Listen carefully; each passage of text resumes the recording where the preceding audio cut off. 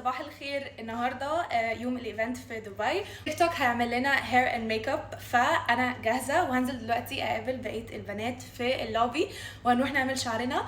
والايفنت النهارده بالليل ومتحمسه قوي اوريكم الفستان. يلا بينا. ممكن بس اقول ان انا بحب قوي فطار الصبح عشان بتنزل كده تلاقي كل الناس حواليك قاعدين بيفطروا and it's so cute بجد.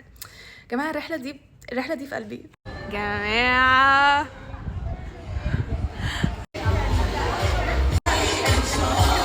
ده الريفرنس اللي انا اديته لهم.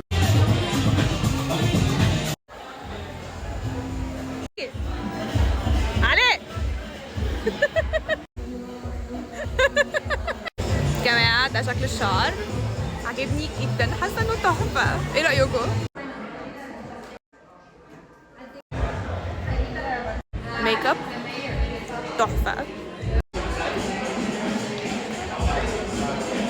الولاد بيتعمل لهم شعرهم هنا، البنات بيتعمل لهم شعرهم هنا. هنا ميك اب. لمينا العزال ولبسنا الشبشب ونروح نلبس عند فريده، وبكده اليوم يكون خلص. هروح اقلع الفستان التحفه ده واغسل وشي واقول لكم جود نايت.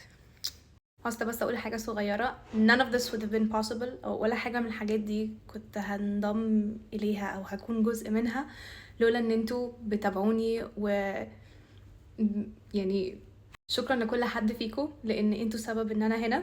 بحبكم وتصبحوا على خير.